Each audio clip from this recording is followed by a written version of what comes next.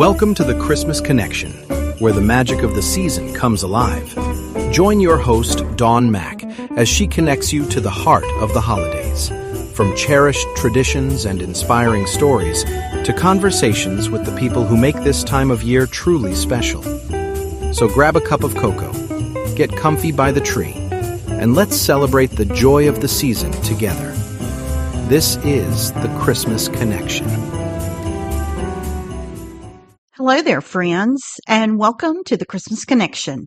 I'm your host, Dawn Mack, and while this show is all about the spirit of Christmas, we can't truly appreciate the magic of the holidays without honoring the season that comes before it.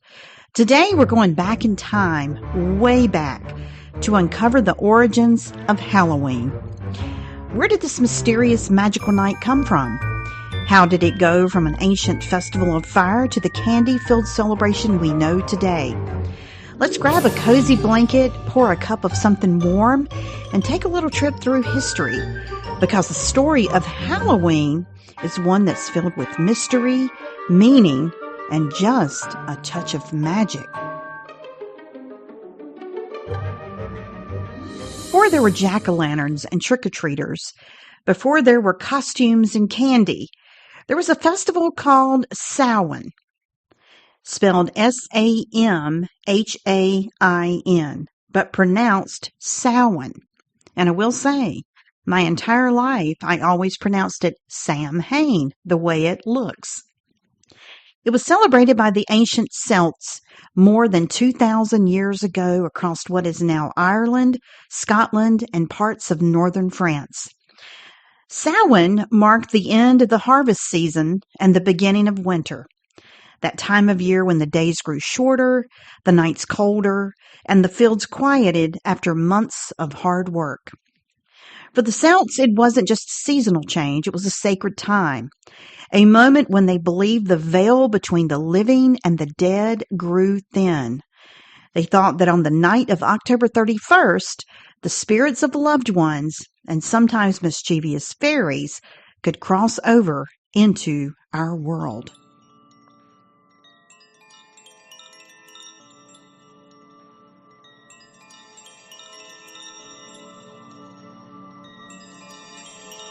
To honor these spirits and protect themselves, people lit huge bonfires on hilltops.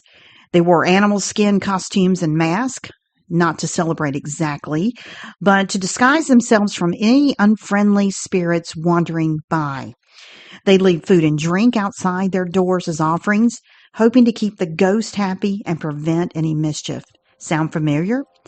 That's where the early idea of treats and disguises began.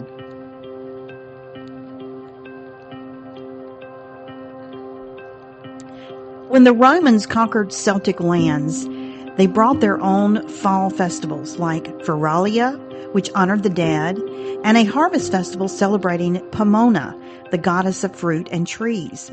Over time, these traditions mixed, as cultures often do, and Samhain slowly blended with Roman customs.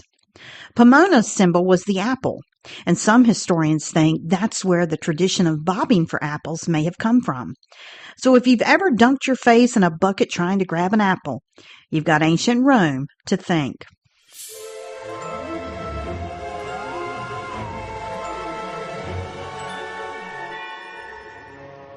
Fast forward a few centuries and we arrive in medieval Europe. The church wanted to replace pagan festivals with Christian observances, so they created All Saints' Day, also known as All Hallows' Day, on November 1st. That made the night before October 31st All Hallows' Eve, which over time became Halloween.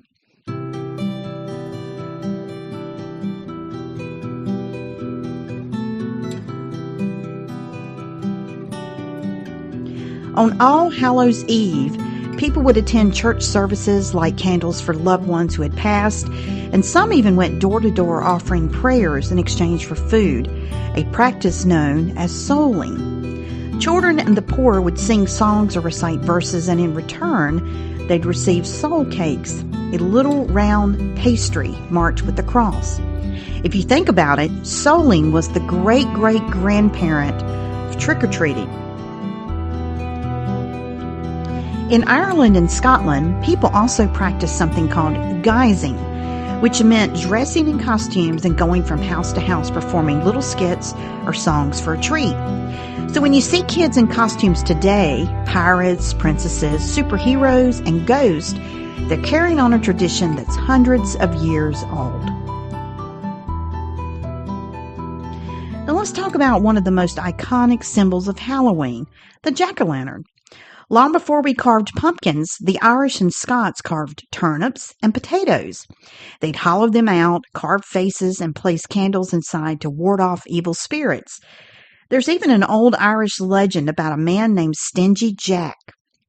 Jack was a trickster who supposedly fooled the devil twice. But when he died, heaven wouldn't take him, and neither would hell. So legend says the devil sent Jack off into the dark with only a burning coat, which he placed inside a carved-out turnip to light his way. People began calling him Jack of the Lantern, or simply Jack-o'-lantern.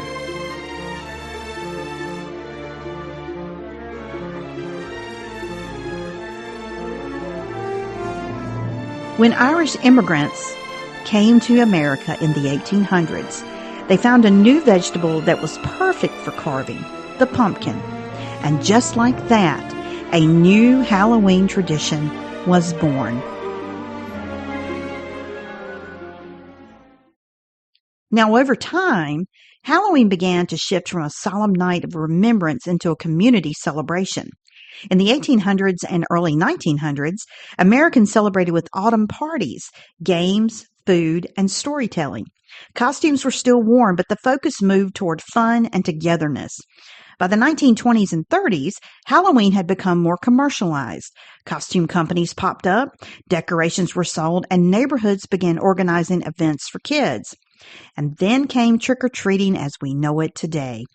It really took off in the 1940s and 50s after World War II, when sugar rationing ended. Suburban neighborhoods flourished, and kids could safely go door to door. Candy companies saw an opportunity, and well, you know how that turned out.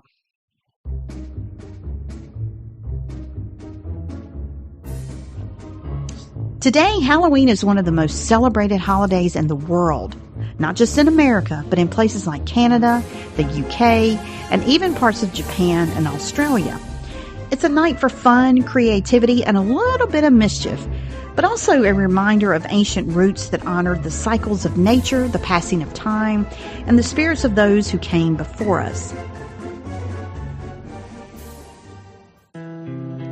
You know, when we look at Halloween's journey from sacred fires on Celtic hillsides to front porches glowing with jack-o'-lanterns, it's amazing how much of that spirit of connection remains.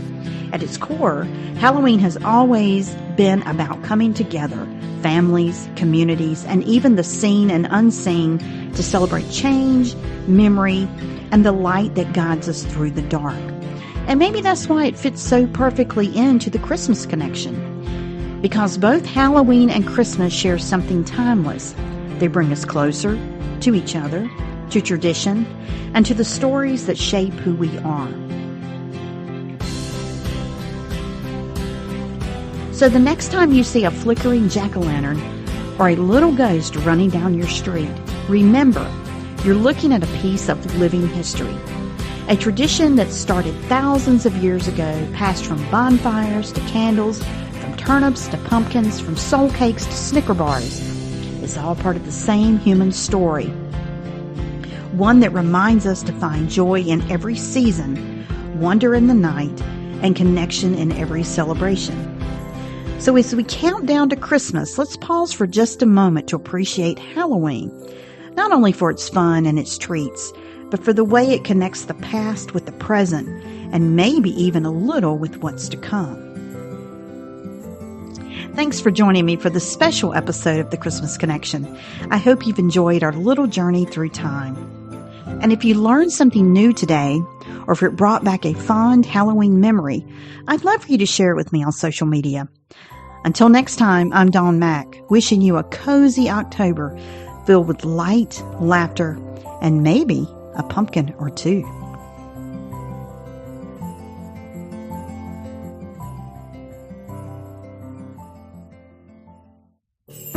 Thanks for joining us for another heartwarming episode of The Christmas Connection with your host, Dawn Mack. Stay connected with us all season long at ChristmasConnects.com. Follow us on social media, on Facebook at The Christmas Connection, on Instagram, Threads, and TikTok at Christmas Connection Podcast, on Blue Sky at Christmas Connects, and on X at TCC_XMASPOD. From our hearts to yours, thank you for letting us be part of your holiday season. Until next time, keep believing, keep sharing the joy, and keep that Christmas spirit shining bright.